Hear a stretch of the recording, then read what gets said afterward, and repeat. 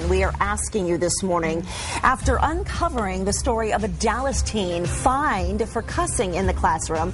We don't have video of Victoria Mullins, so we are just using some file video here of some high school classrooms. But Mullins, she had to get a job as a waitress to pay a $637 fine.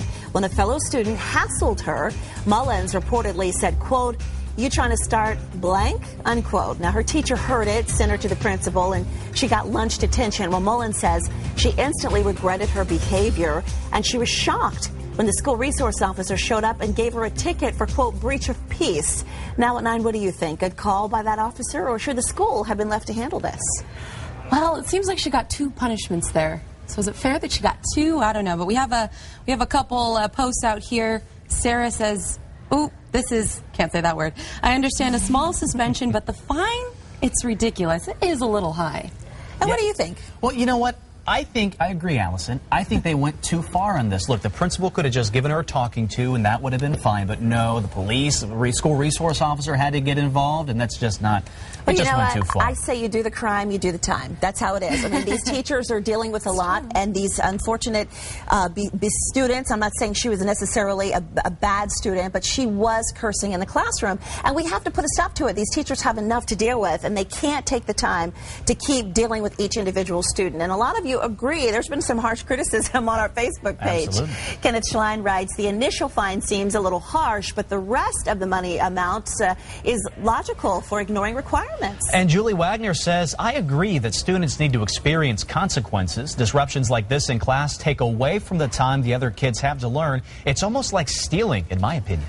Well, Scott Kelly says, how about a bar of soap in the mouth? Save us plenty of tax dollars to enforce this fine. And finally, Frank Mitchell writes, she could have been let off with a warning or even a suspension, but a fine? All because the teacher was offended?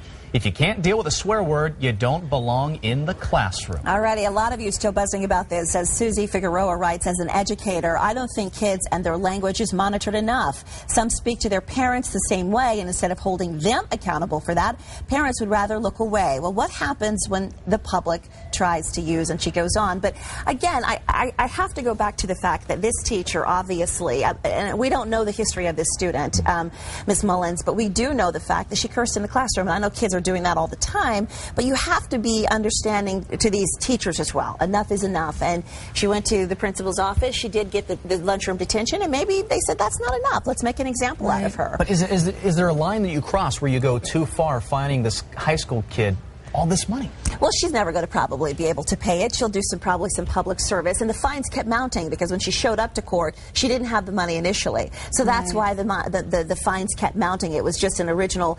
$637 is after all of the original, I think, was around $300. And then it doubled, and, you know, because she didn't pay the court fees.